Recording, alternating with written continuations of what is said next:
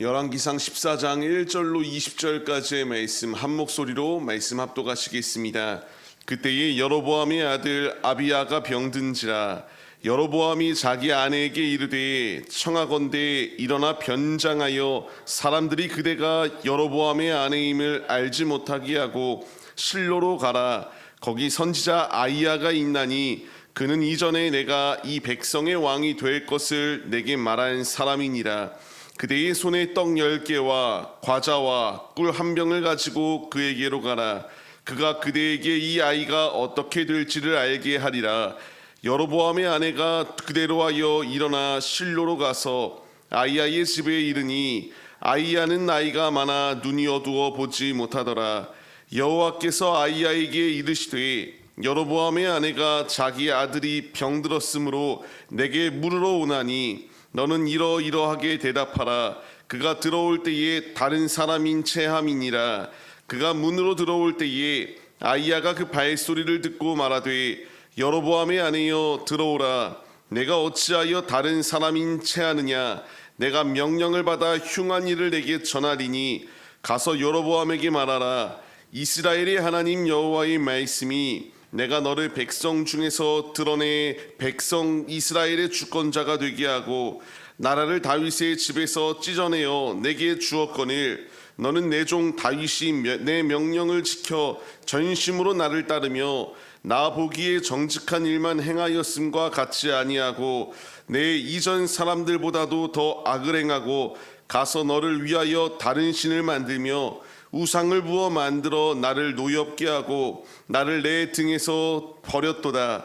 그러므로 내가 여로보암의 집에 재앙을 내려 여로보암에게 속한 사내는 이스라엘 가운데의 매인자나 노인자나 다 끊어버리되 거름더미를 쓸어버린 같이 여로보암의 집을 말갛게 쓸어버릴 것이나 여로보암에게 속한 자가 성읍에서 죽은즉 개가 먹고 들에서 죽은즉 공중의 새가 먹으리니 이는 여호와께서 말씀하셨음이니라 하셨나니 너는 일어나 내 집으로 가라. 내 발이 성읍에 들어갈 때에 그 아이가 죽을지라. 온 이스라엘이 그를 위하여 슬퍼하며 장사하려니와 여로보암에게 속한 자는 오직 이 아이만 묘실에 들어가리니 이는 여로보암의 집 가운데에서 그가 이스라엘의 하나님 여호와를 향하여 선한 뜻을 품었음이니라. 여호와께서 이스라엘 위에 한 왕을 일으키신즉 그가 그날에 여로보암의 집을 끊어버리리라. 언제냐 하니 곧 이제라. 여호와께서 이스라엘을 쳐서 물에서 흔들리는 갈대같이 되게 하시고 이스라엘을 그의 조상들에게 주신 이 좋은 땅에서 뽑아 그들을 강 너머로 흩으시리니 그들이 아세라 상을 만들어 여호와를 진노하게 하였음이니라. 여호와께서 여로보암의 죄로 말미암아 이스라엘을 버리시리니 이는 그도 범죄하고 이스라엘도 범죄하게 하였음이니라 하니라. 여로보암의 아내가 일어나 디르사로 돌아가서 집 문지방에 이를 때에 그 아이가 죽은지라. 온 이스라엘이 그를 장사하고 그를 위하여 슬퍼하니 여호와께서 그의 종 선지자 아이야를 통하여 하신 말씀과 같이 되었더라.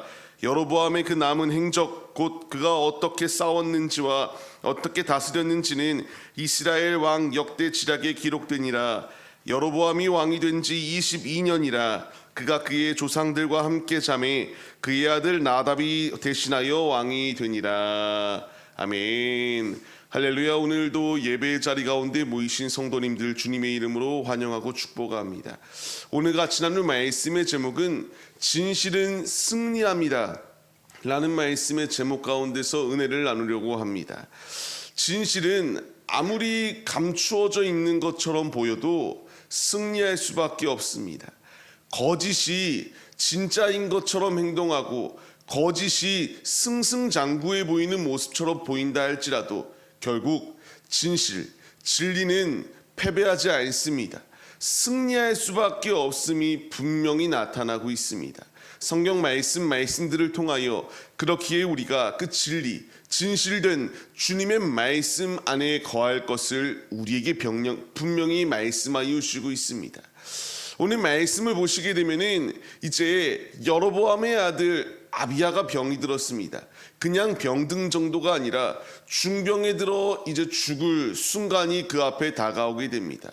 그때에 그 여로보암과 그들이 행동하였던 것은 자신들이 만약 우상 숭배하는 것이 맞다라고 생각하였다면 일반인들조차도 자원하여 제사장이 되고 싶다라고 하면 세웠던 이 여로보암이 자신의 신과 그리고 자신이 제사장인 척 행동하였던 것을 취하여 이와 같이 간절하게 아들이 낳기를 위하여 기도해야 마땅했습니다. 그러나 그가 행동하였던 것은 무엇입니까? 몰래 아내를 변장시켰습니다. 변장시켜서 거기 남유다 가운데 있는 선지자 아이야에게 보내서 이 아이가 낳을 수 있는지에 대하여 물어볼 것을 이렇게 요청하였고 변장하여 아이야를 찾아갔던 상황입니다. 만약 자신이 믿는 것이 굳게 믿고 있었다면은 자신이 그 믿음대로 행동을 했어야 됩니다. 몰래 숨어서 변장을 하였던 이유, 그가 이렇게 행동하였던 것은 계속하여 우상 숭배를 할 것이다라는 것을 지속적으로 보여주는 행동이었고요. 자신도 이것이 얼마나 남부끄러운 일인지 알았기 때문에 몰래 변장하여 자신이 갔던 것이 아니라 자신의 아내를 침투시켰던 것을 볼 수 있습니다. 왜 이렇게 북이스라엘의 여로보암이 몰래 행동하며 우상 숭배를 하였습니까? 자신이 그 우상이 진짜 있어서 그렇게 행동하였던 것이라기보다는 자신의 왕권이 이 르호보암에게 빼앗길까 두려워서 이 염려 가운데에 남유다와의 모든 관계를 끊으려고 하였던 것이 여로보암의 모습이었습니다. 오직 자신의 육신의 욕망 가운데에 행동하였던 것이 그의 모습이에요. 하나님께서 진리, 진실 가운데 거하고 있었던 아이야에게 말씀하시기 시작합니다. 너에게 찾아올 것이다. 변장하여 찾아올 것인데 너는 이러하다라고 주님의 말씀을 대언하라 라고 이렇게 말씀하십니다. 그때에 이제 여로보암의 아내가 찾아왔을 때에 아이야를 통하여 하나님께서 하시고자 하는 중대한 말씀들을 하시게 됩니다. 분명히 내가 너를 왕으로 세워줬거늘 너는 더 심한 악을 행하고 다른 우상을 만들어 하나님 외에 다른 것을 섬겨 노엽게 만들었다. 나를 너의 등 뒤에 버려버렸다라고 이렇게 말씀이 기록되어지고 있습니다. 이제 그로 인하여 가정 가운데에 여로보암이라고 하는 그 가문 가운데에 주님께서 재앙을 내리셔서 모든 사내 아이를 끊어버릴 것이다라는 것을 이렇게 말씀하시는 것을 볼 수 있게 됩니다. 여로보암이 원하였던 것은 내 아들 아비야가 낳을 것이다라는 이야기를 듣기를 원했어요. 자신이 아이야 선지자를 통하여 이렇게 왕이 될 것이다라는 소식을 들었던 것처럼 자신 역시도 아들이 이런 곤경에 빠졌을 때에 자신에게 좋은 말을 해주었던 선지자를 통하여 너의 아들은 낳을 것이다라는 이야기를 듣길 원하였지만 청천벽력과 같은 소리를 들었던 것이 그의 모습이에요. 14절 말씀을 12절 말씀을 보게 되면은 그렇기에 내 발이 성읍에 들어갈 때에 아이가 죽게 될 것이다. 이제 그것으로 끝이 아니라 그 집을 쓸어버리고 끊어버릴 것이다라는 것을 말씀하십니다. 그것이 바로 지금이다라는 것을 분명히 말씀하세요. 그것으로 끝이 아니라 앞으로의 있을 일들에 대해서도 예언의 말씀을 더하여 주십니다. 그들이 이제 북이스라엘이 아수르에 의하여 멸망당할 것이다라는 것을 분명하게 말씀하여 주고 계세요. 자신은 거짓된 것 가운데 거하고 있을 때에 그 거짓에 거하지만 그래도 좋은 소리를 듣기를 원하였습니다. 그러나 결과적으로 결론인 그 가운데에서 책망과 이 가운데에서 심판이 임할 것을 듣게 되었습니다. 말씀드렸던 것처럼 여로보암이 회개하여 돌이킬 수 있는 기회가 참으로 많았습니다. 22년 동안 왕권을 유지하면서 하나님께서 그를 유지시킨 이유는 돌이켜 하나님의 뜻대로 하나님을 의지하며 삶을 살기를 원하셨던 것이 아버지의 뜻이에요. 그러나 이 왕은 듣지 않았습니다. 계속하여 우상 숭배하였고요. 하나님 외에 다른 것 가운데에 초점을 맞췄으며 성읍을 짓고 자꾸만 육신의 방법으로 문제 해결하려고 하였던 것이 여로보암의 모습이었습니다. 이제 이 악한 모습의 끝은 이와 같이 심판과 멸절이라는 사실을 우리가 잊지 말아야 합니다.